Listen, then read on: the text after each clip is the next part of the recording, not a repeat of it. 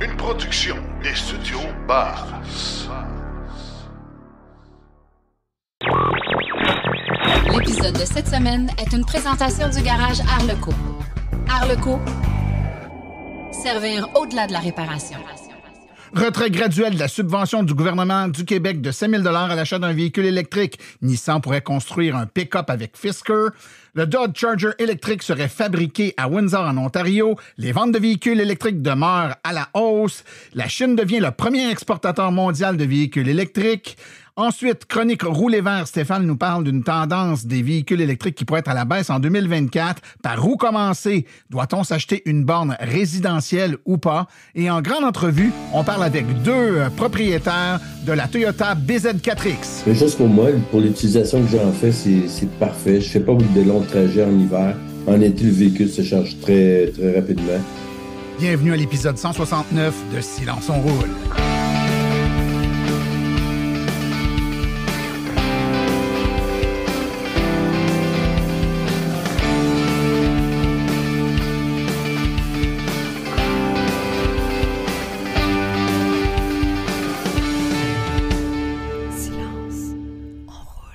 Bonjour tout le monde, mon nom est Martin Archambault, c'est avec passion et plaisir que j'anime Silence on roule, le balado dédié 100% au transport électrique. Silence on roule est également le fier partenaire de l'Association des véhicules électriques du Québec.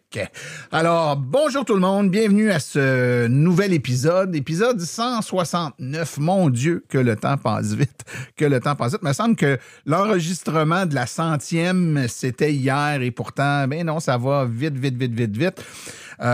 Écoutez, merci d'être là, merci d'être encore là et d'être de plus en plus là, je devrais dire, parce que quand on regarde les téléchargements de nos épisodes, on est en progression constante de façon assez remarquable. Donc, je remercie tous les gens qui prennent le temps de nous écouter, de télécharger nos épisodes et surtout d'encourager nos commanditaires, nos nombreux commanditaires qui rendent l'émission possible. Vous le savez, plusieurs entreprises se joignent à Silence on roule pour nous aider dans notre mission et votre façon de nous dire merci, parce que Silence on roule, c'est gratuit. Hein? On n'est pas comme d'autres podcasts sur Patreon où on vous demande de payer pour nous écouter. C'est gratuit.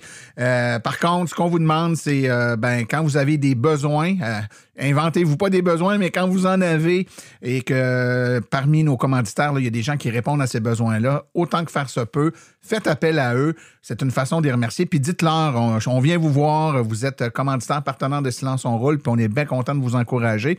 Tout le monde est gagnant dans cette approche. Ceci dit, si vous n'êtes pas abonné à Silence on roule, je vous conseille de le faire fortement. Abonnement.silenceonroule.com. C'est gratuit, ça ne coûte rien. Et vous recevez tous les épisodes et les épisodes hors série qu'on ne rend pas disponibles sur notre site web. Donc, les épisodes hors série, il y en a un la semaine prochaine où on va vous donner toutes les statistiques de 2023. Donc, si vous voulez savoir comment ça s'est passé, les immatriculations de véhicules électriques au Québec en 2023, est-ce qu'on est sur la bonne voie? Est-ce qu'on va atteindre les objectifs du gouvernement? Quel modèle de véhicule a mieux fait que tel autre? Quelle région du Québec a mieux fait que tel autre? Vous allez avoir tout ça dans notre épisode hors série de la semaine prochaine, de vendredi prochain. Pour ne pas le manquer, vous abonnez. Dans l'épisode d'aujourd'hui, wow, plein de choses intéressantes. Dans la chronique Par où commencer, Sébastien va nous parler des bornes de recharge à domicile. On entend plusieurs choses. Là. Parfois, il y a des modèles de véhicules qui viennent avec une borne. Est-ce que cette borne-là est suffisante? Dois-je quand même m'acheter et faire installer une borne à domicile? La question revient tout le temps. On entend toutes sortes de réponses. Notre spécialiste Sébastien Côté de l'AVEC va nous en parler dans quelques instants. On va avoir une autre chronique de Stéphane Levert cette semaine. Une chronique là, à ne pas manquer. En grande entrevue cette semaine, très intéressant. On parle d'un modèle de véhicule de Toyota qui a parfois bonne, parfois moins bonne presse. En tout cas, Toyota fait beaucoup jaser dans le monde de l'électrique, beaucoup de volte-face de la compagnie. On dit une chose et son contraire. On est contre l'électrification, on y croit plus, on croit à l'hydrogène, on n'y croit plus. On entendait même parler cette année, pas cette année, mais cette semaine, que Toyota parlait de véhicules à l'eau. On entend toutes sortes d'affaires, là. une chose et son contraire. Par contre, le Toyota BZ4X existe, il est vendu. Plusieurs personnes en ont fait l'acquisition et plusieurs sont très satisfaits du véhicule. Certes, il n'a pas les meilleures caractéristiques en termes de vitesse de recharge et d'autonomie. Par contre, pour plusieurs personnes, le véhicule répond aux besoins et surtout répond aux standards de qualité de la marque Toyota. Il y a des gens qui adorent la marque Toyota et attendaient que Toyota ait du tout électrique pour faire le saut et c'est maintenant le cas. Donc, on va parler avec des propriétaires qui vont nous dire ce qu'ils aiment et ce qu'ils aiment moins du véhicule. Donc, manquez pas ça un peu plus loin. Sans plus tarder, je vous propose de tout de suite aller écouter les actualités dans le monde de l'électromobilité. Vous voulez des produits qui permettront d'augmenter la valeur de revente de votre véhicule? Chez Précision PPF Vitres teintées, nous sommes à votre service depuis 2015. Nos maîtres installateurs sont tous certifiés et ont plus de 17 ans d'expérience dans le domaine. Nous offrons un service de qualité inégalé quant à la protection par pierre, les soins nanocéramiques ainsi que les vitres teintées. Notre pellicule par pierre ultra résistante est invisible et conservera l'intégrité de votre véhicule tout en prévenant la rouille et en protégeant la peinture contre les débris de la route. Notre traitement nanocéramique possède un puissant effet hydrofuge et il préserve l'éclat et la brillance de votre peinture pour en faciliter l'entretien. Que ce soit pour votre voiture, votre résidence ou votre commerce, Précision PPF Vitres teintées est là pour vous offrir la multitude d'avantages qu'offre la teinte de vitre. Venez nous rencontrer au 1970 boulevard des Laurentides à Laval. Appelez-nous au 450-490-4488 ou encore venez visiter notre page Facebook Précision PPF Vitres teintées. Nous comblerons vos exigences tout en vous offrant la qualité que vous recherchez. Les actualités sont une présentation de Bourgeois Chevrolet, le spécialiste du véhicule électrique au Canada. Contactez-nous au bourgeoischevrolet.com ou au 450-834-2585. Nissan pourrait construire le pick-up électrique Fisker Alaska ainsi qu'un dérivé vendu sous sa propre marque. Un rapport basé sur des sources anonymes proches du dossier a affirmé que Nissan est en pourparlers avancés pour investir dans Fisker, un accord pouvant être conclu plus tard ce mois-ci. Les termes qui seraient en discussion incluent un investissement de 400 millions de dollars américains dans le développement de l'Alaska qui serait produit dans une usine de Nissan aux États-Unis dès 2026, selon le rapport. Nissan construirait son propre pick-up électrique sur la même plateforme. On le dit souvent, 85 à 90% des gens qui ont une voiture électrique vont se charger à la maison. Cela dit, les résultats d'une enquête menée par la société ChargeLab nous montrent que c'est peut-être un peu plus nuancé comme résultat. En examinant spécifiquement ceux qui ont accès à la recharge à domicile, l'entreprise a constaté que même si c'est le cas, 59,6% de ceux qui ont acheté une borne de recharge utilisent les bornes publiques quelques jours par semaine. Et dans 8,2%, c'est même tous les jours. La recharge sur les lieux de travail joue également un rôle important. Un peu plus de 40% des propriétaires de véhicules électriques interrogés disposent d'une borne de recharge pour véhicules électriques à leur travail. Les résultats proviennent d'une enquête périodique sur la recharge publiée il y a quelques semaines par ChargeLab qui fournit un accès réseau d'exploitation pour les bornes de recharge et c'est conçu pour une norme de communication appelée OCPP, donc Open Charge Point Protocol. Les résultats sont basés sur les sondages réalisés auprès de seulement 500 conducteurs de véhicules électriques aux États-Unis au 4e trimestre de 2023. Des changements ont été annoncés pour ce qui est du Ford e-Transit, la camionnette de Ford. Le modèle 2024 bénéficiera entre autres de changements comme une plus grosse batterie offrant une plus grande autonomie. Le e-Transit dispose désormais de 89 kWh de capacité utilisable contre 68 kWh auparavant. Cela augmente l'autonomie maximale selon le cycle EPA à 255 km contre 202 tel que présenté par Ford lors du lancement du e-Transit en 2022.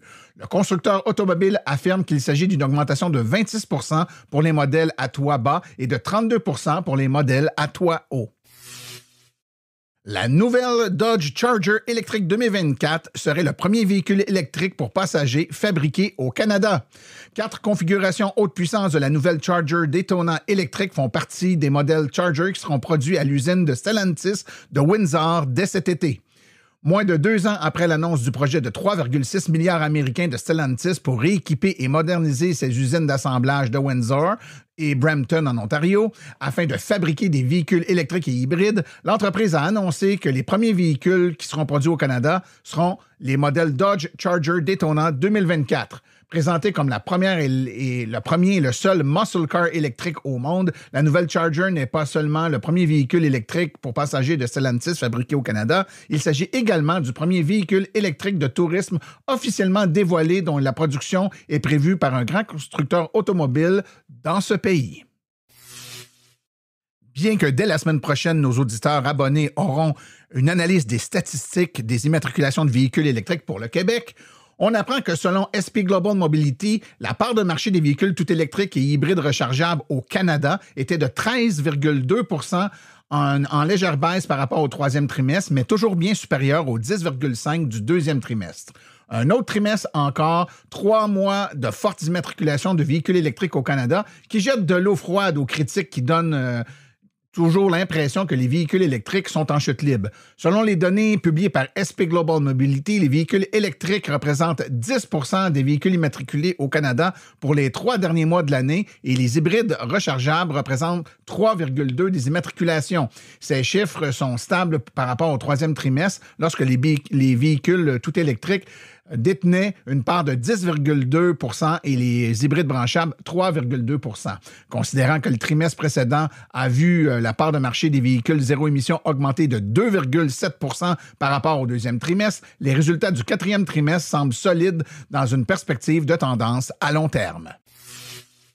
Mais est-ce que ces tendances de vente de véhicules électriques vont se maintenir, du moins au Québec, avec l'annonce, il y a quelques jours à peine, du retrait progressif de la subvention pour l'acquisition d'un véhicule électrique du gouvernement provincial du Québec. Donc, la subvention qui est, je vous le rappelle, de 7 000 $ par année va passer l'année prochaine, donc en 2025, à 4 000 $, puis pour le 1er janvier 2026 à 2 000 $ pour ensuite complètement disparaître le 1er janvier 2027. Évidemment, cette annonce a pris plusieurs acteurs du milieu par surprise. L'Association des véhicules électriques du Québec a exprimé ses réserves quant à ce dernier budget provincial, puisque le budget vise évidemment à transférer progressivement les fonds de crédit carbone vers le développement de l'infrastructure de recharge et les subventions pour les bornes de recharge. Toutefois, cette décision se fait au détriment des subventions directes à l'achat de véhicules électriques, une mesure qui a prouvé son efficacité pour stimuler l'adoption des technologies de recharge proposées. Après une analyse approfondie de l'AVEQ, il devient évident que pour maintenir l'élan nécessaire à la transition énergétique, le gouvernement devrait envisager de s'aligner sur les pratiques de certains pays européens, c'est-à-dire l'instauration d'un système de bonus-malus où les ventes de véhicules fortement polluants financeraient les subventions aux véhicules électriques permettant de poursuivre le soutien à l'électromobilité sans impact fiscal supplémentaire. La Chine est devenue l'année passée, donc en 2023, le premier exportateur mondial d'automobiles pour la première fois, détrônant le Japon grâce à ses ventes de véhicules électriques à l'étranger. Le Japon a exporté pour 4,42 millions de véhicules en 2023, soit une hausse de 16 % par rapport à l'année précédente, a annoncé mercredi l'Association des constructeurs automobiles japonais. Selon l'Association chinoise de constructeurs automobiles, le volume est inférieur aux 4,91 millions de véhicules exportés par la Chine l'année dernière, le total ayant grimpé de 58 % sur l'année. C'est la première fois en 7 ans que le Japon perd sa couronne, selon les données comparables. Le Japon avait été devancé pour la dernière fois en 2016 par l'Allemagne.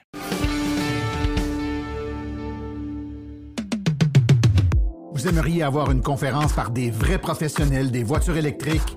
Faites confiance aux conférences de Silence on roule. Nous avons une panoplie de conférences allant de 30 minutes à 90 minutes. Pour plus d'informations et pour réserver votre conférence, écrivez à martin@silenceonroule.com. martin@silenceonroule.com.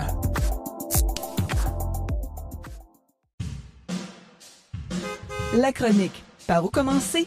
est une gracieuseté de l'Association des véhicules électriques du Québec. Devenir membre est un incontournable pour tout futur ou nouvel électromobiliste. www.aveq.ca.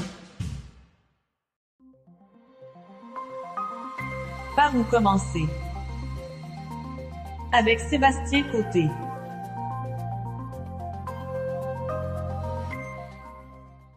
De retour avec de la belle visite en studio, Sébastien Côté. Bonjour, monsieur. Bonjour, Martin. Écoute, Sébastien, aujourd'hui, un thème qui est... sérieusement, je pense que si on faisait des statistiques, là, ce qu'on va traiter aujourd'hui, c'est probablement l'une des questions qui revient le plus souvent. Toute page Facebook de véhicules électriques confondus, c'est une question en lien avec la borne de recharge. Et l'angle avec lequel on en parle aujourd'hui, c'est puisque lorsqu'on achète un véhicule électrique neuf, à tout le moins, là, il y a une borne quelconque qui vient avec le véhicule. Est-ce que je dois quand même en acheter une? On répond quoi à ça? Bien, on va répondre que oui. La réponse est simple et oui, mais on va détailler un peu plus pourquoi, parce qu'on se demande des fois si c'est peut-être des soucis monétaires, de gaspillage, d'acheter d'un produit que j'ai peut-être pas besoin. Ou si j'allais déjà, pourquoi j'en achèterais un autre? Et pourquoi il m'en fournisse un s'il ne fait pas la job? Hein? C'est ça. Effectivement. Donc, il faut quand même savoir que dans le passé, les véhicules étaient fournis avec un câble de recharge, mais de type niveau 1, on a déjà parlé, là, 120 volts. Donc, c'est vraiment un câble de dépannage. À très, très faible puissance. C'est charger une auto avec ça, faut pas être pressé, hein? Oui, effectivement. Fait que c'est pour ça que, là, une couple d'années, on n'en parlait pas que ça pouvait peut-être remplacer la borne à domicile. Donc, pour un hybride branchable, il faut quand même s'entendre. Peut-être que ça pourrait être suffisant, mais sachez que... Pour une 100% électrique avec une niveau 1, aujourd'hui, là, ça se compte en jours, là, charger l'auto. Hein? Effectivement. Donc, depuis quelques années, il y a certains manufacturiers qui fournissent un câble de recharge niveau 2, 240 volts. Ça, c'est le même type de borne qu'une borne qu'on se ferait installer à la maison en termes de puissance puis de recharge. Là. Oui, effectivement. Donc, puis ce câble-là aussi, ils vont venir avec un adaptateur qu'on peut être sur le 120 aussi, ou la prise de cuisinière, là, 1450. Donc, elle fait niveau 1, niveau 2. Effectivement. Bon, mais ça fait niveau 2. Pourquoi je m'achèterais une borne niveau 2 chez un électricien ou un commerçant là, spécialisé en borne de recharge? Pourquoi je me ferais installer une autre borne alors que j'en ai une fournie avec le véhicule? Bien, c'est principalement pour au niveau de la robustesse que le produit peut avoir. C'est vraiment une borne portative plutôt qui pourrait nous servir dans des conditions lorsqu'on est en visite en quelque part, pour nous se dépanner, ou peut-être pour ceux qui voudraient l'installer de façon plus permanente dans le garage, ça pourrait faire. Par contre, pour utilisation intensive à l'extérieur, c'est pas nécessairement une borne qu'on recommanderait parce que est-ce qu'elle a été testée dans toutes les conditions, tout comme une vraie borne qu'on mettrait à domicile, qui aurait eu tous les tests puis dans les différentes conditions qu'on a au Québec? C'est moins robuste. C'est pas en fait, c'est peut-être pas construit pour un usage quotidien exhaustif. Maintenant, il y a des gens qui, malgré ce que tu dis, ben ils n'ont pas acheté, puis ils se sont juste fait installer une prise 240 volts à l'extérieur chez eux, puis ils utilisent leur borne, puis ça marche. On dit quoi, ces gens-là? Ils font-ils un mauvais choix, ça? Bien, c'est pas nécessairement un mauvais choix, sauf qu'il va falloir que vous pensiez à une façon de la sécuriser pour le vol. Il faut savoir que la borne portative, là, elle n'aura pas de système de sécurisation là, comme les autres bornes à domicile qu'on va avoir. Aussi, bon, sa robustesse qu'on a parlé tout à l'heure. Et aussi, mais si jamais il y a un bris, bien là, c'est un bris, c'est un cas de garantie avec votre concessionnaire. Ça ne sera pas remplacé. Le service à la clientèle risque d'être assez long. Vous n'aurez pas d'autres solutions de secours pour vous brancher. Oui, puis il faut savoir, Sébastien, que une borne de recharge qu'on va acheter là, dans un commerce pour faire installer à la maison va nous coûter typiquement quelque chose entre 600 et 1 000 $. Il y en a des un peu moins chers, un peu plus chers, mais on est dans ces eaux-là. Les bornes qui viennent avec les véhicules, c'est pas rare de voir que le concessionnaire, si on se la fait voler ou on la brise, va nous arriver avec une facture au-delà de 2 000 $ pour une borne qui, techniquement, est moins robuste et moins adaptée à notre utilisation quotidienne que ce qu'on veut en faire. Donc, et je pense qu'il y a un côté monétaire, sans compter, et tu me diras si je me trompe, mais c'est qu'en plus, on s'achète une borne et qu'on la fait installer à la maison, on a une subvention, là. Oui, puis cette borne-là qui vient avec le véhicule, bien, vous n'aurez pas le droit à la subvention. Ça ne veut pas dire qu'il faut absolument aller chercher de la subvention, mais la subvention, elle est là présentement, donc ça vaut la peine d'aller profiter de ça pour diminuer notre coût d'installation complet à la maison. Oui, puis il y a le volet que d'avoir une borne de recharge d'installer chez soi, ben peu de gens en tiennent compte finalement, mais ça reste que c'est une valeur qu'on donne à notre maison. C'est-à-dire qu'un jour, si on va à notre maison et qu'on sait on s'en va vers un monde où la quasi-totalité, voire même la totalité dans quelques années, des véhicules seront électriques, Ça va en prendre des bornes. Donc, tu achètes une maison, il y a déjà une borne installée, fixe, reliée au panneau électrique en bonne et due forme. Ben, c'est un élément qui va être à ce moment-là intéressant pour la revente de la maison. Oui, effectivement. Puis, si je pourrais peut-être juste rajouter là, à la toute fin, là, c'est qu'on ne connaît pas non plus l'avenir. Les câbles de recharge dans les véhicules, je pense que c'est chez Tesla aussi, par un cas d'exemple, qu'on ne fournit plus le câble par défaut. C'est une option qu'il faut cocher lorsqu'on commande le véhicule. Peut-être parce qu'eux ont décidé de sauver des coûts, mais en même temps, ils se disent que les gens en ont déjà à domicile. Oui, l'approche Apple, hein, on n'envoie plus le bloc d'alimentation quand tu achètes un cellulaire parce que tout le monde a déjà un cellulaire, donc a déjà un bloc d'alimentation. C'est un peu. Et c'est une logique qui va être implacable dans quelques années. Et si on a toutes des autos électriques, ben on va forcément, ça va forcément être notre deuxième, notre troisième, notre quatrième voiture. On a déjà une borne à la maison. Quelle est la pertinence de fournir une borne niveau 2 à ce moment-là? Peut-être qu'on va juste mettre une borne niveau 1, voire même, comme tu dis dans le cas de Tesla, l'enlever complètement.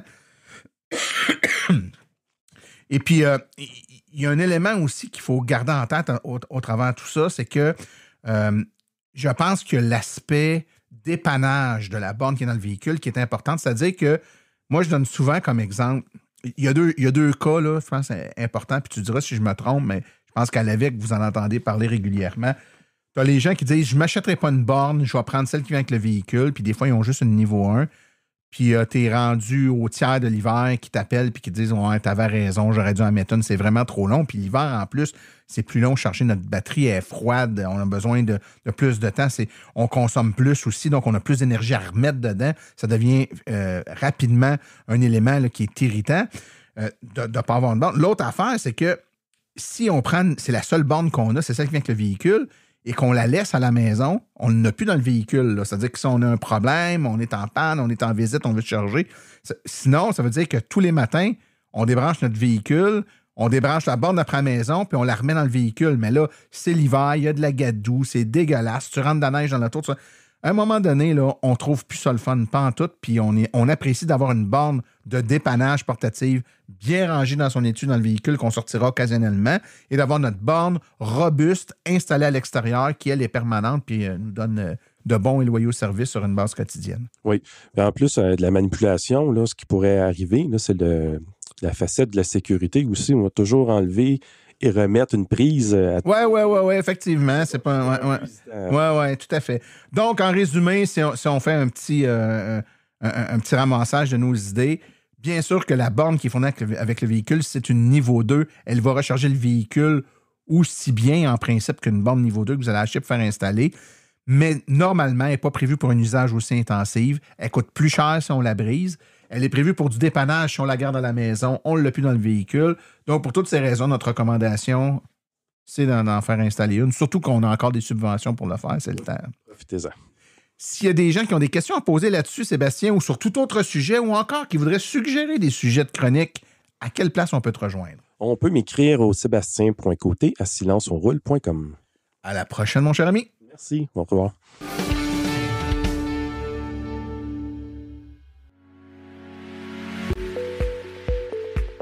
Vous venez de faire le saut vers l'électrique et devez réfléchir à vos recharges. Vous voulez une borne au chalet?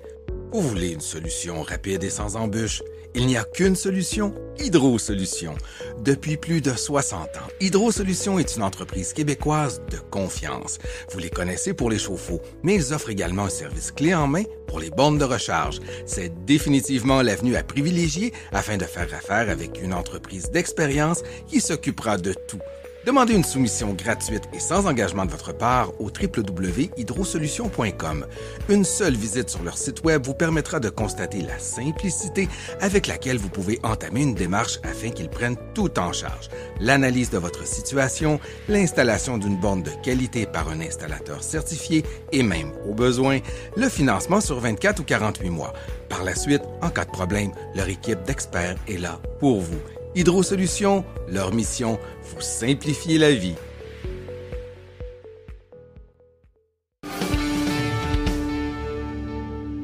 Comme grande entrevue aujourd'hui, on parle du Toyota BZ4X et pour en parler, qui de mieux que deux propriétaires de cette voiture?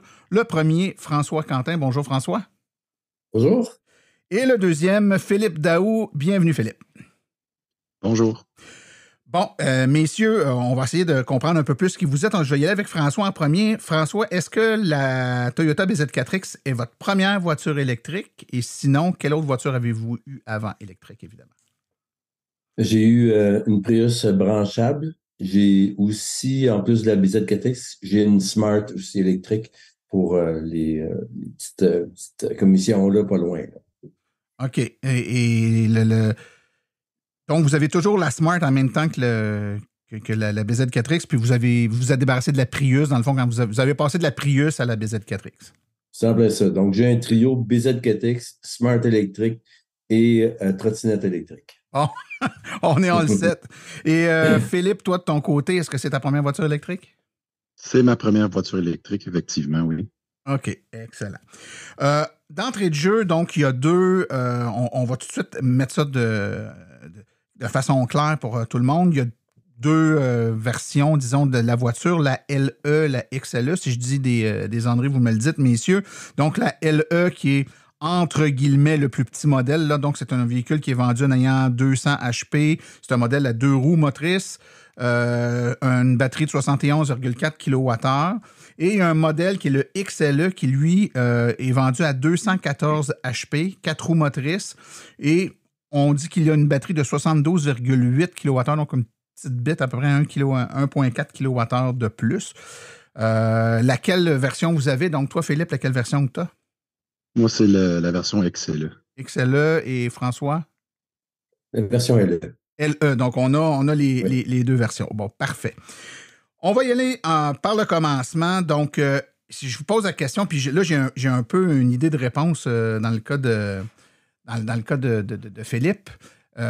Est-ce que vous êtes des vendus Toyota? Parce qu'on sait que Toyota, c'est une marque de voiture. Un peu comme Volkswagen, il y a des gens qui entrent dans cette marque-là et qui ne veulent plus sortir de Toyota. Ils attendent que le nouveau modèle de Toyota sorte. On vit ça aussi avec Volkswagen. Êtes-vous comme on dit, des fans de la marque Toyota ou Toyota est arrivé, c'est un choix comme parmi tant d'autres, Philippe, toi? Je suis 100% coupable. J'ai été Toyota depuis 1999, depuis ma première voiture. Puis toi, François, ben, tu avais une Prius avant, mais est-ce que c'est une série d'une longue lignée de Toyota, toi aussi? Oui, je fais partie de cette religion-là, moi aussi. C'est pas un mal, hein, remarquez bien, je dis pas ça négativement, mais on sait que dans Toyota, là, puis ça fait pas des lunes que Toyota a des 100% électriques, puis il y a plein de gens qui attendaient que Toyota en sorte. Ils disaient, moi, oui, je vais y aller à l'électrique, mais j'attends que Toyota en sorte une. Parlons donc d'abord de l'agrément de cette voiture-là, l'agrément de conduite. Donc, vous pouvez la comparer avec, dans certains cas, dans toi, François, avec une autre voiture Toyota qui était, hybride branchable, mais qui avait quand même une conduite électrique. Toi, Philippe, évidemment, c'est ta première électrique, mais quand même, comment vous trouvez l'agrément de conduite? C'est agréable de conduire une BZ4X, François? C'est très, très confortable. Là. C'est aucune mesure avec une Smart, bien entendu. Là. La plupart des voitures électriques ont une suspension sèche. Par contre, la BZ4X a une suspension très confortable. L'accélération est correcte. Et puis aussi, l'insonorisation est très bon. Et puis, toi, qu'est-ce que tu penses la même affaire, François? Pas François, Philippe? J'abonde dans le même sens. Oui, c'est... Carrément, pour moi, c'est la meilleure voiture. C'est sûr que j'ai eu que des Toyota, mais j'ai quand même conduit beaucoup d'autres voitures de location et ainsi de suite. Là. Mais c'est de loin la meilleure voiture, la plus confortable à rouler que j'ai eue.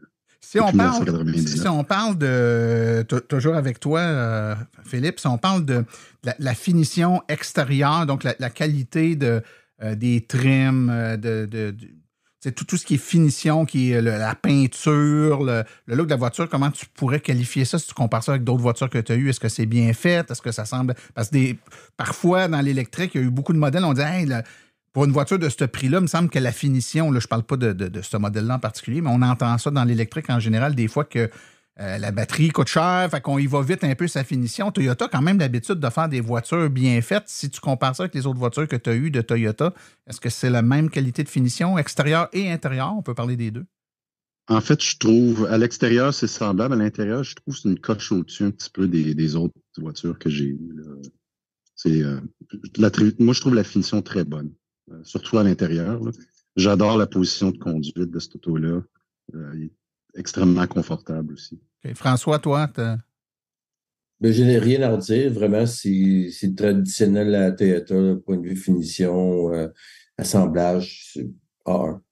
Oui, c'est pas mal ce qu'on entend aussi. Là, que les gens qui ont la voiture confirment que c'est une voiture qui est très bien faite, très bien assemblée, très bien finie, qualité de matériaux quand même très bon, en fait, à la Toyota. Puis je pense que c'est un peu pour ça, quand on disait tantôt, les gens qui sont dans le Toyota restent dans le Toyota. Il y a une raison pour ça. Il faut croire qu'il y a quelque chose qui nous satisfait, qui fait qu'on veut rester avec la marque. Et ça fait, entre autres, partie de ça. Si on parle de tout ce qui est tableau de bord, l'affichage, hein, c'est dans les voitures électriques, souvent, on va comparer la façon dont l'écran, y a-t-il un écran, pas d'écran. Donc, décrivez-moi, François, décris-moi donc le tableau de bord de la Toyota BZ4X. Ça ressemble à quoi, là, quelqu'un qui ne l'a jamais vu? Mais moi, je trouve que c'est une belle finition. On a peut-être un côté de Toyota qu'on ne connaissait pas avant, avec un tableau de bord qui est fini en tissu.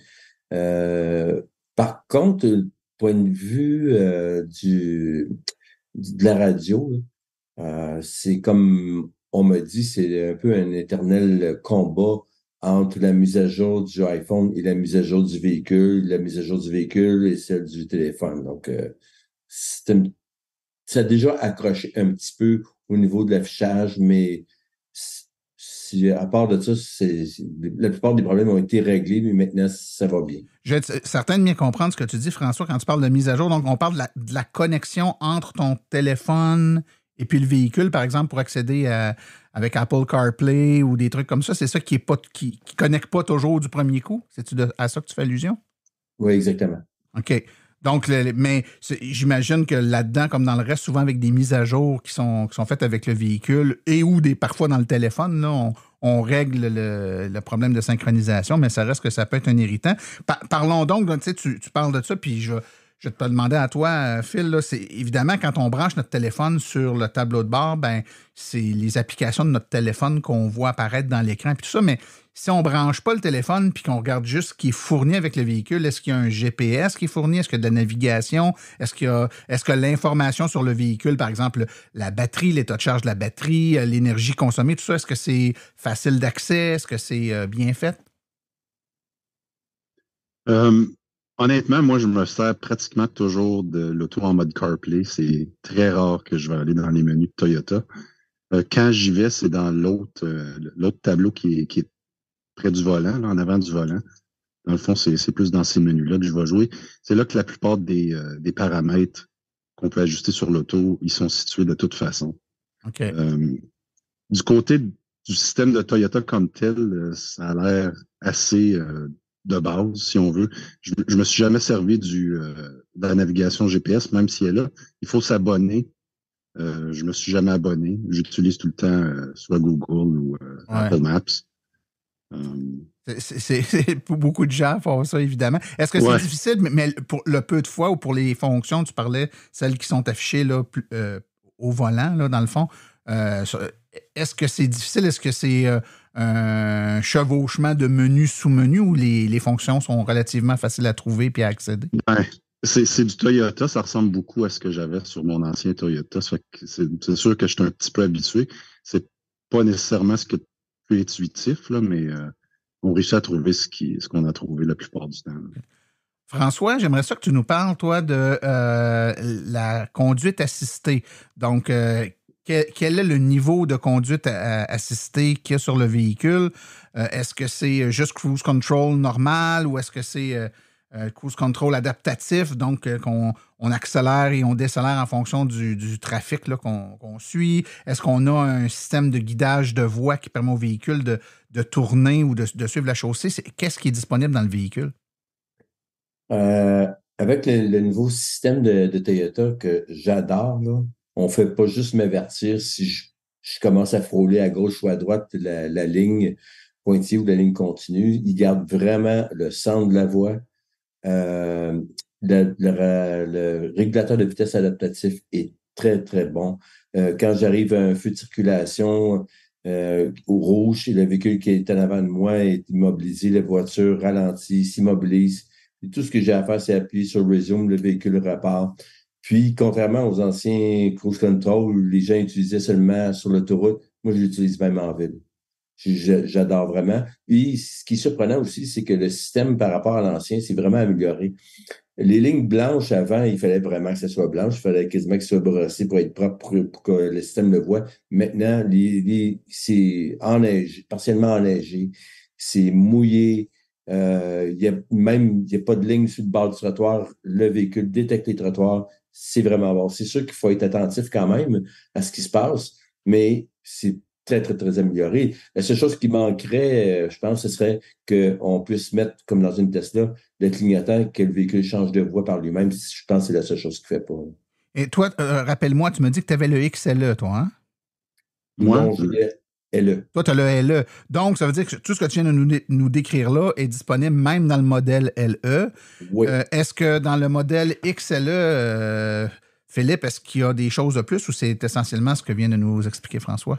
Ben, au niveau du régulateur de vitesse adaptatif, c'est la même chose. Peut-être important de mentionner que la fonction qui garde la ligne, c'est juste quand que le régulateur est actionné qui fonctionne. Sinon, on va t'avertir il va donner un petit coup dans le volant si jamais tu traverses la ligne du milieu, mais il ne va pas garder la ligne pour toi. Là. OK. À part ça, je pense dans le XLE, je pense qu'il y a peut-être les capteurs sonores là, pour quand tu te stationnes, que peut-être qu'il n'y a pas dans les LE. Peut-être que. OK, une assistance au stationnement qui est plus évoluée. Ouais, tu sais, qui va dire si tu es proche d'un obstacle ou pas. Là. Je pense que ça, il ne l'a pas dans le LE, si je ne m'abuse. François, tu confirmes? Oui, c'est en plein ça. Sauf qu'il y a quand même l'alerte de trafic à l'arrière du véhicule. Là. Mais effectivement, il n'y a pas de sonore de stationnement. OK. On va maintenant rentrer dans des caractéristiques vraiment plus, je dirais, plus définies quand on parle en termes de véhicules électriques. Donc, évidemment, allons-y avec le premier, l'autonomie. Donc, on a des batteries là, en haut de 70 kWh, qui est quand même une très bonne taille de batterie. Là, si on compare, par exemple, avec, je ne sais pas moi, une Chevrolet Bolt qui a aux alentours de 65 kWh de batterie. Donc, on a quand même une belle taille de batterie sur ce véhicule-là. Je ne vous ai pas demandé quand est-ce que vous avez eu votre véhicule, donc à quel moment de l'année, mais en même temps, on ne vit pas un hiver qui est hyper rough au niveau de la température. En tout cas, au moment où on enregistre le podcast, on est même un peu en haut de zéro. Ça vous donne quoi là, dans des conditions tout près de 0 degré, là, qui est ce qu'on a actuellement depuis une couple de jours? Vous avez quoi comme autonomie réelle sur votre véhicule là, quand il est plein, évidemment, Philippe? Moi, c'est en ce moment, à zéro, autour de 250 km, je dirais. 250 km, ça m'apparaît bas pour une voiture avec une batterie si grosse que ça. Est-ce que tu es quelqu'un qui a le pied pesant? Pas du tout, non. Non? Et toi, François, non. Ça ressemble à quoi? En ce moment, je suis en des alentours de 325. Par contre, l'autonomie du LE est plus grande que le XLE. En été, je vais chercher jusqu'à 460. OK. Et ta conduite, François, j'essaie de voir parce que le 200, ce que j'ai lu puis ce que j'entends partout, ça m'apparaît, 250 m'apparaît bas. Est-ce que tu fais beaucoup d'autoroute? Est-ce que tu es en conduite principalement de l'autoroute? Moi, non. Moitié-moitié? Oui, moitié-moitié. Puis, c'est ça. Je savais dès le départ, quand j'ai acheté le véhicule, que j'aurais plus d'autonomie avec la LE. Les batteries sont différentes que la XLE. Et au-delà de l'autonomie du véhicule, puis évidemment, c'est un peu l'éléphant dans la pièce là, avec ce véhicule-là, ça fait couler beaucoup d'encre. Parfois, on se dit avec raison, puis d'autres fois, on trouve que c'était peut-être un peu exagéré en termes de réaction, mais quand même, c'est là. Parlons de la recharge. Donc, évidemment, je ne parle pas de la recharge niveau 2. Ça, c'est assez stable puis assez, je dirais, équivalent d'un véhicule à l'autre là, pour le même niveau de chargeur embarqué. Mais parlons maintenant de performance au niveau des bornes rapides. C'est ce qui est, je dirais, c'est peut-être ce qu'on entend le plus parler là, des gens qui nous présentent des courbes de recharge et on voit vraiment des scénarios totalement différents, des véhicules qui ont de la misère à charger à 25 kW, puis d'autres qui chargent à 75 kW. On en perd un peu notre latin. Moi, je veux vous entendre là-dessus. Je vois François là, qui hoche la capine. Là. ton expérience, toi, puis tu as eu d'autres véhicules électriques, ton expérience là-dessus, qu'est-ce que c'est? La vraie vérité, là. Oui, bon, la visite critique, c'est pas de système de préconditionnement de la batterie avant la recharge. Il y a des trucs, c'est sûr que c'est peut-être pas évident pour tout le monde, mais il y a certains trucs comme par exemple, si vous devez recharger sur une borne de niveau 3 en route, ce ne serait pas de charger le véhicule le soir pour avoir une batterie pleine à 100% le matin, ce serait plutôt de programmer 1 heure de départ. Donc, la batterie va se recharger à 100%, mais juste avant le départ. Donc, quand vous allez partir, la batterie va déjà être chaude. Donc, pour la prochaine recharge. Donc, ça fait partie des petits trucs comme ça. Puis ça, malheureusement, c'est pas enseigné par le concessionnaire parce que je pense qu'ils savent peut-être même pas eux-mêmes. Ouais. Mais mettons que tu fais ça comme il faut, là, tu as de l'expérience, ta batterie est chaude, puis tu roules suffisamment longtemps pour l'avoir maintenue, voire même l'avoir réchauffé encore plus, puis tu arrives à une borne de recharge avec un niveau de charge là, vraiment bas sur ton véhicule, là, 10%, mettons, puis tu te branches. Tu atteins quoi comme puissance de recharge sur ton véhicule? Environ 70 km/h. Kilowatts, tu parles. Kilowatts, 70 kilowatts, ouais. Et toi, de ton côté, Phil, qu'est-ce que tu as? Est-ce que tu as essayé, premièrement, de brancher ton véhicule sur une borne rapide? Et si oui, qu'est-ce que ça a donné comme résultat? Ben, c'est mieux l'été. En partant, là, l'hiver, c'est vraiment épouvantable. L'été, compare-nous donc les deux. L'été, l'hiver, qu'est-ce que tu as? L'été, je suis capable de charger à près de 80 kilowatts. À l'hiver, surtout quand il fait froid, là, c'est rare que tu vas dépasser 40, 45. Puis, comme François disait, là, on finit par trouver des trucs, puis c'est vraiment mal communiqué par Toyota. Puis je ne sais même pas, comme François disait, s'ils le savent eux-mêmes. Mais il y a des choses comme... moi, j'ai remarqué que si tu chargeais, si tu faisais une charge rapide en bas de 10%, les performances étaient beaucoup meilleures que plus que tu vas partir bas là, sur ton state of charge, mieux que la recharge va être. Je comprends pas pourquoi. Mais en tout cas, c'est mon expérience. Comme à l'hiver, j'ai fait un voyage dernièrement à Gatineau-Sherbrooke. Puis mon premier aéron était rendu à 4%. Ce qui a rendu ma femme un petit peu nerveuse. Là. Mais ouais, 4%. Puis, tu sais, on s'est branché sur une 50 puis il y avait une 100 aussi, puis je me disais, ça vaut pas la peine parce qu'il dépassera pas. Puis, à ma grande surprise, même qu'il faisait moins 2, on a chargé à tout près de 50 pendant un bon petit bout, là. Je l'ai réessayé plus tard en 35 ou 40%, puis ça chargeait pas plus qu'une vingtaine de kilowatts, là. C'était vraiment... Avant que ce véhicule-là sorte sur le marché, moi, je dirais peut-être... 2 ou 3 mois avant qu'ils soient rendus disponibles au Canada, là, avant que les ventes commencent, il y avait eu un communiqué, même pas un communiqué, c'est sur le site web de Toyota, puis il faudrait que je le retrouve, je vais essayer de le retrouver, puis je vais le mettre sur le site web de Silence on roule. Toyota avait un texte là, qui parlait du véhicule, puis en tout petit, c'était écrit il est possible que le véhicule ne puisse pas se recharger à des températures inférieures à, puis je me souviens pas que ça... Je pense que c'était moins 20. Ouais, c'est ça. Donc, ne puisse pas se recharger. Tu sais, c'est que... Et ce texte-là, à un moment... Il y a quelqu'un qui est tombé dessus. Là. Moi, j'ai vu sur Internet qu'il y a des gens qui disaient « Allez voir, c'est écrit ça ». Fait qu'évidemment, le mot a dû se passer très vite. Et comme par magie, dans les 2-3 jours qui ont suivi, Toyota l'a enlevé. C'est-à-dire que la phrase a été enlevée complètement. Là, je trouvais très surprenant qu'un véhicule électrique vendu, là, puis Toyota, je veux dire, c'est pas depuis hier qu'ils font des autos, là, que les performances soient moins bonnes, je veux bien, mais ne puissent pas charger. Je trouvais ça vraiment intense. Oui, François? En fait, c'était pas que le véhicule ne pourrait pas se charger à moins 20, mais plutôt que la batterie soit à moins 20. Ouais, oui, et c'est différent. Oui, c'est très différent. Mais en même temps, étant donné que le système est pas on peut pas préconditionner la batterie, ça veut donc dire que là, il faut prendre des précautions, il faut que notre véhicule soit branché, maintenir la batterie chaude. Et ça aussi, ça fait partie des choses que les gens ne se font pas nécessairement expliquer quand ils prennent possession du véhicule. Puis là, ils achètent le véhicule, puis ils le laissent dans le driveway pendant 3 jours pas branché parce qu'ils le prennent pas. Puis là, la batterie vient très froide. Et puis là, évidemment, la performance n'est pas au rendez-vous. Donc, si je vous posais la question, avec l'expérience que vous avez du véhicule aujourd'hui, voyant les performances, particulièrement de la recharge, parce que pour le reste, je pense qu'il n'y a pas vraiment de problème. Hein? C'est toujours la même affaire qu'on parle, c'est la vitesse de recharge aux bornes rapides. Est-ce que vous remettriez votre choix en question maintenant que vous l'avez essayé, vous avez vu que ça a l'air l'été, vous avez vu que ça a l'air l'hiver?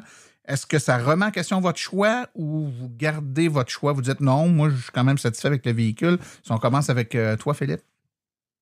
Moi, non. Je suis encore très satisfait du véhicule. Je dois dire, par exemple, que j'ai un deuxième véhicule. Donc, si j'ai une longue route à faire, il y a des bonnes chances que je prenne mon autre véhicule, surtout s'il fait froid, là, comme l'année passée. Moi, je l'ai depuis décembre 2022. Ça fait que j'ai fait 2 hivers avec. Le premier hiver, il fallait aller à Rivière-du-Loup. Gatineau-Rivière-du-Loup, c'est un bout. Là. Ça fait qu'on a pris l'autre retour. Ça ne me tentait pas d'arrêter 3-4 fois pour charger. Mais pour mes besoins à moi, il convient parfaitement. Je ne regrette pas mon achat. François, toi? Mais juste pour moi, pour l'utilisation que j'en fais, c'est parfait. Je ne fais pas de longs trajets en hiver. En été, le véhicule se charge très, très rapidement. Puis moi, deuxième voiture, ça irait pas mieux avec la Smart. Mais non, c'est difficile parce que quand on regarde, si on se mettait à regarder ce que les autres fabricants font, peut-être qu'on trouverait que finalement, ils font pas beaucoup mieux. Fait que je regrette pas mon achat. Puis on va se quitter là-dessus, messieurs. Parce que moi, c'est ce que je trouve dommage. Là, je pense que c'est un bon véhicule, c'est un très bon véhicule. Je pense que ses forces et faiblesses comme tous les véhicules. Je pense surtout que les gens n'ont pas toujours la bonne information au moment où ils font l'acquisition du véhicule, puis ils apprennent certaines caractéristiques du véhicule un peu tard, puis là, ils comparent avec d'autres véhicules, puis ils s'imaginent qu'ils ont fait un mauvais choix parce que le véhicule à côté a des meilleures performances de recharge l'hiver, qui finalement, dans bien des cas, et ça serait le mien, entre autres, ça aurait très peu d'impact puisque j'aurais à peu près jamais besoin de recharger sur une borne rapide l'hiver avec l'utilisation que j'en fais, mais chaque cas étant différent. Mais si vous aviez une recommandation à dire à quelqu'un là, qui commence à regarder les autos puis qui reluque pour une BZ4X, là, ça serait quoi la recommandation que vous feriez à cette personne-là pour être sûr qu'elle fasse le bon choix, Philippe? Moi, je dirais de faire ses devoirs. Il y a beaucoup de gens, on voit souvent dans les forums, de discussion qu'il y a des gens qui c'est une grosse surprise pour eux que la performance de recharge niveau 3 est moins bonne, faut le dire, est moins bonne que la concurrence. Puis si c'est quelqu'un qui a besoin de faire beaucoup de recharge rapide, c'est certain qu'ils vont être déçus. Là. Ça fait que de bien s'informer. Puis peut-être aussi ajouter, vu qu'on termine, moi j'ai une 2023, je pense que François aussi, les 2024, ils ont quand même amélioré les performances de recharge. Le chauffage de la batterie est plus puissant, puis ils ont ajouté d'autres pièces. Là, je ne suis pas certain des détails. Là. C'est sûr qu'on voit des rapports préliminaires, mais ça semble être mieux que sur les 2023. François, de ton côté, les recommandations? Je recommanderais cette voiture-là, mais sauf pour les grands voyageurs qui doivent utiliser le véhicule en hiver. Là. Partir d'Ottawa pour s'en aller à Matane, c'est peut-être pas le meilleur véhicule. En été, ce serait correct, là, mais en hiver, j'en regarderais peut-être pour d'autres choses. OK. Donc, messieurs, je vous remercie d'avoir participé. Je pense que tout le monde on l'a compris, là, puis le but, c'était pas de mettre tout le focus sur cette satanée recharge rapide-là, mais c'est juste de ça dont on entend parler. Puis je pense que c'est bon un peu de pondérer puis d'expliquer un peu. Donc, c'est un état de fait. C'est pas le véhicule le plus performant en termes de vitesse, surtout par temps froid. Je pense que le surtout par temps froid est important ici parce que votre véhicule se charge beaucoup plus vite que le mien l'été, soit dit en passant. Et à peu près équivalent là, l'hiver.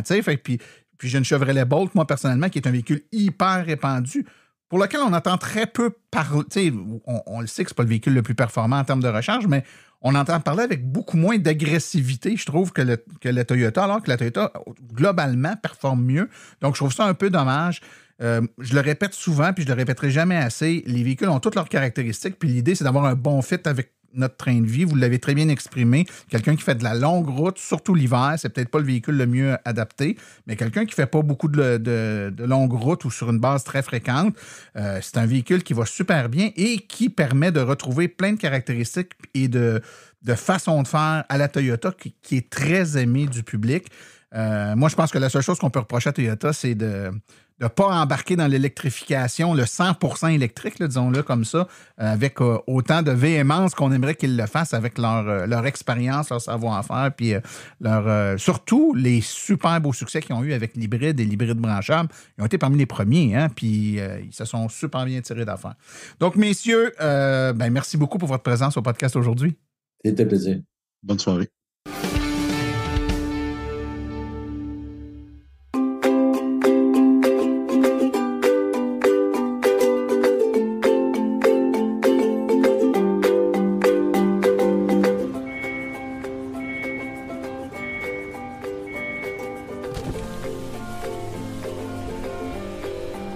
C'est vrai que ça brise moins, mais il y a quand même un minimum d'entretien à faire sur nos voitures électriques. Quand est venu le temps de faire l'entretien de mon véhicule, j'ai choisi de faire confiance à l'équipe d'Arleco plutôt que le concessionnaire. Ça fait maintenant 3 générations que cette entreprise familiale chouchoute nos voitures et ils ont été parmi les premiers à s'engager activement dans l'électrification des transports tout en adoptant des procédures et des produits sains pour l'environnement. Avec ses techniciens spécialement formés à l'entretien et réparation des voitures hybrides et électriques, Arleco nous offre aujourd'hui la même qualité de service sur nos VE qu'elle a toujours livré depuis bientôt 40 ans. De plus, chez Arleco, j'obtiens 10% de rabais sur la main-d'œuvre et les traitements anti-rouille avec ma carte membre hors de l'AVEC. Arleco Génération 3, 8470 Boulevard Parkway à Anjou. 514-352-1446 ou arleco.ca. Arleco, servir au-delà de la réparation.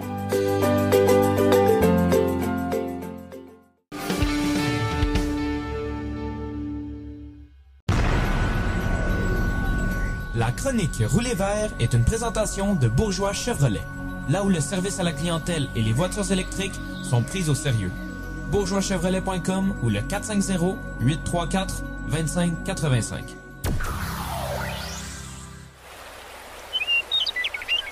Rouler vert avec Stéphane Levert. Bonjour chers auditeurs, j'espère que vous allez bien. Aujourd'hui, sujet de ma chronique, c'est un petit peu en lien pour faire suite à un sujet qu'on avait abordé lorsqu'on avait enregistré avec Martin le top 10 rétrospective de l'année 2023. À ce moment-là, un des sujets qu'on avait abordé était que en 2023, on avait vu l'économie globale, mettons, faisait que les taux d'intérêt avaient fortement augmenté et l'effet que ça avait eu sur le marché de la vente des véhicules électriques au Québec était que plusieurs personnes soit retardaient ou même annulaient leurs commandes, jugeant que au final, les paiements feraient pas en sorte qu'il y aurait des économies à court ou moyen terme avec le montant que les gens auraient à débourser pour leur voiture. Donc, le sujet de ma chronique aujourd'hui, c'est la suite de ça, c'est l'effet qu'on voit depuis le début de l'année 2024 et la baisse de prix de certains modèles de véhicules électriques que les gens peuvent se procurer ici au Québec. Donc, premièrement, avant d'aller plus en détail dans les modèles qui ont subi cette baisse de prix, qu'est-ce qui peut motiver un manufacturier à effectuer une baisse de prix de ces véhicules? Donc, la tendance dans le marché global de l'automobile, mais plus particulièrement pour les véhicules électriques depuis 4-5 années, était que les niveaux d'inventaire, donc l'offre était très basse par rapport à la demande qui était très élevée. Donc les gens voulaient acheter des véhicules électriques, mais la disponibilité était un problème. Donc les manufacturiers n'étaient pas motivés à offrir un véhicule à un prix plus concurrentiel versus les autres. Donc le marché était tiré vers le haut toujours à maintenir les prix plus élevés. Donc, les premiers à y aller avec une baisse de prix, ça a été Tesla. Donc, Tesla a effectué une baisse de prix du modèle Y. Donc, on le sait, Tesla a toujours été parmi ceux qui avaient la plus grande offre parmi les manufacturiers de véhicules électriques qui sont disponibles ici au Québec. Donc, eux ont vu ça arriver par rapport au marché. Donc, eux, ce qu'ils ont voulu faire, c'est de faire une baisse de prix du modèle Y. Et ils ont été de façon assez stratégique parce que on le sait depuis quelques années, le modèle propulsé, donc à roue motrice arrière, avait toujours été admissible aux 2 subventions, mais le modèle à traction intégrale, donc à longue autonomie, lui ne l'était pas, du moins partiellement. Il y avait seulement la subvention fédérale à laquelle il était admissible. Donc, en offrant maintenant les 2 versions de la Modèle Y sous le plafond de 65 000 $, les 2 sont maintenant admissibles aux 2 subventions que les Québécois peuvent bénéficier. Donc, suite à la décision de Tesla de faire la baisse de prix, il y a eu quelques semaines plus tard une décision similaire que Ford a prise pour cette fois-ci le modèle Ford Mach-E. Donc, avec la Mach-E, Ford était dans la même position que Tesla, c'est-à-dire que certaines versions de la Mach-E étaient pleinement admissibles aux subventions et certaines ne l'étaient que partiellement. Donc, ils ont été avec une approche très similaire à Tesla, donc de rabaisser les prix de les modèles Mach-E pour faire en sorte que plus de versions soient admissibles aux pleines subventions. Dans le cas de Ford, c'est un petit peu plus marqué comme niveau d'inventaire parce qu'ils sont encore en train de liquider des modèles 2023 de la Mach-E. Donc, il n'y a pas encore de 2024 offert dans les concessions Ford. Ils sont encore en train d'essayer de mettre des 2023 dans les mains des clients québécois. Donc, troisième cas qu'on peut aborder, c'est le cas de Volkswagen avec le ID4. Donc, dans le cas du ID4, ce n'est pas une baisse de prix telle quelle que Volkswagen a effectué, mais plutôt le retour de taux d'intérêt subventionnés. Donc, qu'est-ce que c'est des taux subventionnés? Donc, vous vous rappelez, il y a quelques années, quand vous voyez des publicités à la télé ou dans les journaux ou sur Internet, des taux d'intérêt de 0,9%, c'est pas quelque chose qu'on a vu dans les 4-5 dernières années, mais tranquillement, on voit que c'est quelque chose qui est en train de revenir pour essayer d'attirer les clients chez eux. Donc, dans le cas du ID4, vous allez probablement avoir des publicités, ou si vous allez sur le site Internet du concessionnaire Volkswagen de votre région, vous allez voir ce genre de proposition-là de taux au financement d'un ID4 à 3,99%. Vous allez me dire, c'est pas 0, c'est pas 0,9, mais comparé à des taux actuels là, que vous allez avoir dans des banques ou chez les autres manufacturiers, c'est quand même quelque chose qu'il ne faut pas négliger. Donc, ça fait quand même une différence sur les montants à laquelle les véhicules électriques sont. Ça fait une différence au bout de la ligne pour la personne qui doit piger dans son compte de banque puis payer à chaque mois tout le terme de financement de son véhicule. Donc, pour le Québécois qui est en train actuellement de faire du magasinage pour un véhicule électrique en vue d'un achat, donc c'est certain que c'est quelque chose qui est bienvenu, qui est bien perçu. Les gens voient des baisses de prix, donc pour nécessairement magasiner son véhicule pour un montant moindre. Mais ça ne fait pas que des heureux. Donc, pensez à la personne qui, il y a 1 mois, 2 mois, a acheté le même véhicule qu'actuellement avec le prix à la baisse. C'est certain que ça peut causer certaines frustrations pour les gens qui ont payé le prix avant la baisse.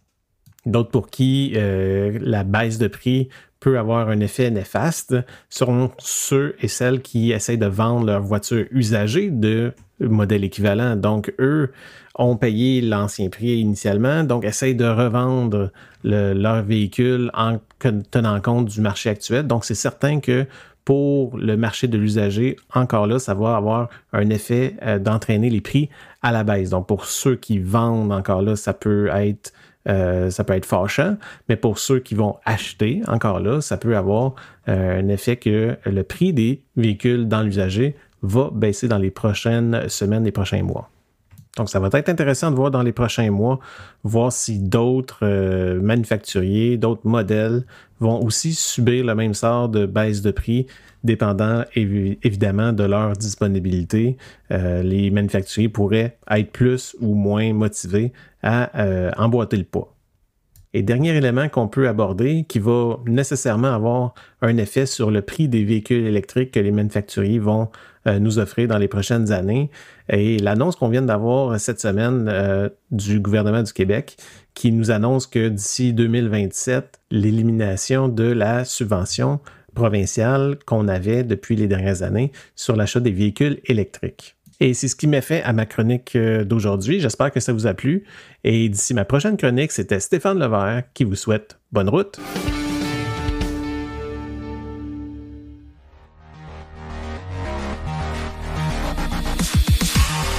Les parcs de véhicules devront s'électrifier. Et qui pense électrification d'un parc de véhicules pense à Fizz Électrique Énergie Intelligente. Voilà une entreprise qui prêche par l'exemple. Elle est elle-même une entreprise zéro émission avec sa flotte 100% électrique. On ne parle pas juste d'installateurs d'équipements ici. On parle d'une entreprise qui a été parmi les premières à s'électrifier. Elle a donc le véhicule expérience pour vous accompagner et ce de façon réaliste et adaptée. Avec presque 2000 installations de bornes électriques depuis 2012, Fizz possède à son actif plusieurs projets majeurs en déploiement de parcs d'autobus scolaires, de véhicules lourds, de véhicules légers, ainsi que plusieurs sites de concessionnaires. Vous serez accompagné de A à Z dans vos projets, de l'étude de besoins à la conception, l'installation et la vérification des stations. Les meilleurs produits répondant à vos besoins vous seront proposés. Détentrice d'une licence de maître électricien délivrée par le CEMEC, d'une licence RBQ d'entrepreneur général et d'une certification MERN accompagnateur en gestion de l'énergie et électrification d'un parc de véhicules, ne perdez plus de temps, c'est Fizz et son équipe qui s'occupent de vos travaux. Contactez le FIZE.ca ou par courriel info@fizz.ca.